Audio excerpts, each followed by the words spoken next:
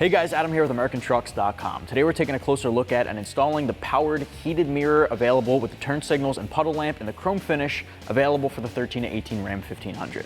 You should be checking this out if you're looking to swap out your factory, very traditional mirror with one that has the same OEM functionalities, but with a chrome back plating and a chrome reflector on the bottom here. This is something that will work in conjunction with your powered mirror functionality, your heated mirror with the defrost, along with your puddle lamp and turn signals on the bottom. Now, really key thing to think about here is these functionalities that the mirror has built in will only work for the Rams that have it from the factory. If your Ram didn't come with heated mirrors, powered mirrors, turn signals in the mirrors, or puddle lamps, this isn't gonna magically add them to the truck. You wanna have them on your truck already. Our truck off the factory line didn't come with those options, so I won't be showing you guys the puddle lamp or the turn signal, but do know that the installation is gonna be exactly the same. You'll plug it into the additional wiring inside of the door, which I'll show you guys in just a little bit. Alternatively, it does come with a difference in appearance. Now, if your truck didn't come with chrome mirrors, but instead the black plastic options, this is gonna be a change up in the visual look of the side profile of your Ram. This adds that really nice, reflective, flashy chrome finish, a lot more of a retro or traditional look that a lot of the older trucks came with off the factory line, and you also get a reflector built into that chrome turn signal option. That reflector is gonna give you just a little bit more visibility at nighttime. The turn signal, of course, is gonna give you some added safety features, letting people know next to you that you're turning if they can't see your head or tail lights. Additionally, the puddle lights, of course, would work in conjunction with the factory feature of opening your door and the light shining onto the ground. And then finally, the heated and defrost is pretty obvious. It's super useful for guys located in wintry weather areas like we are here on the East Coast. When you turn your truck on and activate the heated mirrors, of course, it will heat up and defrost it, getting rid of that ice on the glass. This mirror here is sold individually, not as a pair, and it comes in right around $250 for each individual light. Now that is a little bit steep compared to some of the cheaper, more basic options out there, but if you're looking for an aftermarket mirror that takes advantage of all of the OEM features that your truck came with, then you definitely want to look into something like this. You can make sure you're getting the added appearance change, but you're retaining all the OEM functions that you want to keep. The install here, I'm going to give 1 out of 3 wrenches on our difficulty meter. It is a plug and play. Simple hand tools will get the job done in about an hour or less from start to finish. Keep in mind, I want to make a quick note that if your truck didn't come with those functions from the factory, they won't just be plug and play, but if you have experience doing some custom wiring, you can get a little fancy and custom with the way that you wire in your turn signals and the puddle light to add the functionality to your truck. We won't be showing you all of that today, but you can just plug it straight in for the guys who have those OEM functions. With that said, I'm going to walk you through that process. Let's get started. Tools used in this install include an impact gun or a ratchet, a flathead, 10mm deep socket, Phillips head socket or a Phillips head screwdriver, and a T20 Torx bit along with a panel removal tool. All right, so we're gonna start this off on our passenger side here. The first thing you wanna do is pop the door open. We're gonna have to remove this door panel here, but in order to get that far, in order to access the wiring underneath, we gotta pop this guy off first. I'm gonna use a panel removal tool. We're just gonna pry up underneath and pop it straight off. It's extremely simple. Just like that. Next up, we can start taking out the bolts that are holding on that door panel. There's a couple here on the side. There are T20 Torx bolts. There are 2 underneath. Ours, full disclaimer, are missing the underneath one, so we'll be skipping over that, but they're just down there. Then there's 2 on the inside here, and then 1 on the inside of our door handle. We're gonna start on the outside, grab a T20 Torx bit and get these off.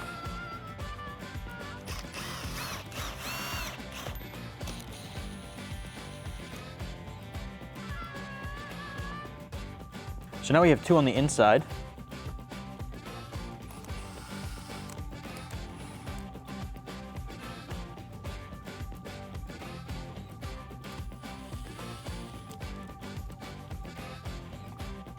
Underneath of your door handle, this little plastic cap there has to come off. You want to grab a pretty fine flathead screwdriver. You're going to pry up underneath of one of the corners.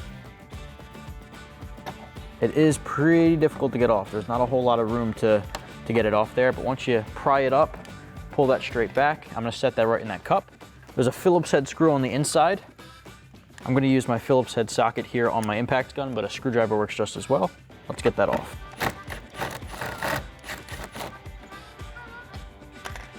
Now that we have that screw out of place, let's grab this panel removal tool here and we're going to pry off this trim piece right around our door handle.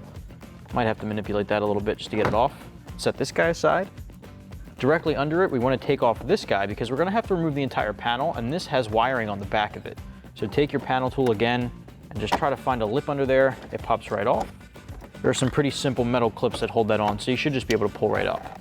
From there, just pinch and disconnect the wiring harness on the inside. So next up, we have to remove the anchors that were underneath of the Torx screws. This is also holding on to the entire panel. Now, I'm gonna grab my flathead screwdriver and just pry up on these guys, and that'll pop out. Do the same thing for the bottom one here. Now, like I said, our bottom ones are missing, so just repeat that for the other ones you have along the edges of the door. All right, from here, we can pull off the entire door panel. You're just gonna grip it here at the handle and at where your buttons used to be. Pull straight up, set this guy aside. Now, the reason you wanna go up is because the door lock's there, so you wanna go up and clear that, and now we can set this down. Now, because our mirror is powered, we have this wire coming off that leads all the way down to this box. So we wanna start here by disconnecting it. You're just gonna pinch that clip holding it on and pull it straight back. Now, if yours has multiple functions like turn signals, you may have more than one wire going to this box. Ours is pretty simple. All it has is the heated function, along with it being a powered mirror. So it's just this one wire, so just unplug that. But if you have more, unplug those as well. Following that wire up, we're just gonna pull that off, just a retainer clip holding it onto the plastic bezel. Now there's 3 bolts holding the mirror on, 3 10mm nuts. So grab your 10 socket, deep socket, and get those 3 off. So now I got my 10 on my impact gun. I'm gonna get these guys off.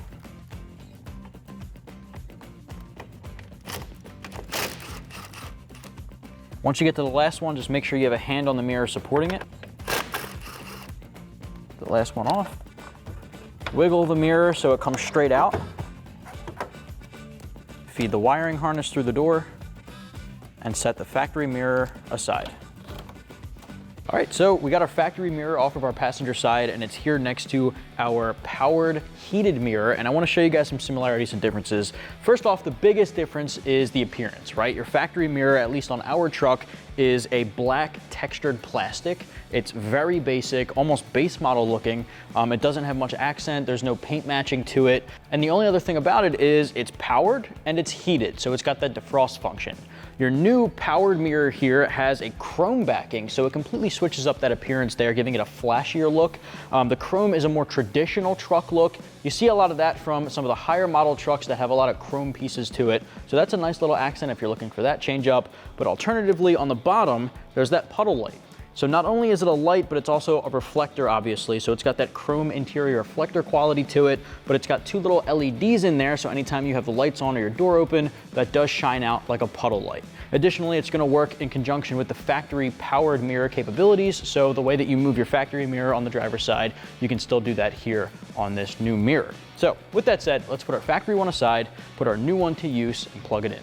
So next you wanna take your new mirror, start from the outside going in, feed that wiring harness through the open hole that the factory harness was in. And as you pull it through, try to line up those studs to go through the mounting holes. All right, once you have that seated all the way in, just hold it steady while you grab the factory 10mm nuts, thread them back on to hold it in place.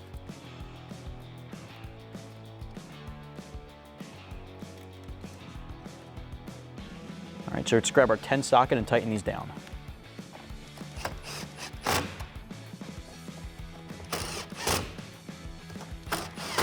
And you can see that weather stripping seals it right in. So now we can just bring that harness back over to that box here and just plug it in.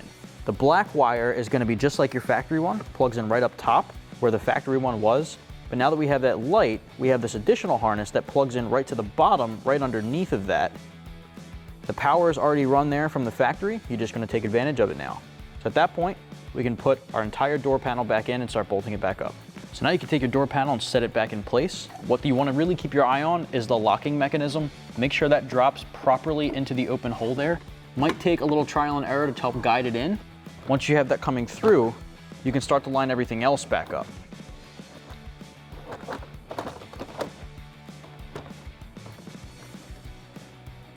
Once you have that seated in there, you want to make sure it's hugging the door frame and drop it straight down into place. Now, the order in which you bolt things back down is pretty much up to you, but I'm gonna start with our door controls. Plug in that factory harness and drop it back in place. Next, I'm gonna do the bezel around our door handle. Lift that guy up, slide this into place. You wanna make sure this corner's going in first, it hooks in, and then snap it in. All right, take that factory Phillips head. We're just gonna thread that in by hand. Grab your Phillips head socket or a screwdriver and tighten it down. Remember when you're tightening this down not to strip out the plastic. You don't wanna go too hard on it. Take it easy, get it nice and snug, and that's all you need. We're just gonna take that center cap back and place it back in there and just click it in place. So next you wanna take your anchors, set them back in place, grab the Torx screw, and screw them back in.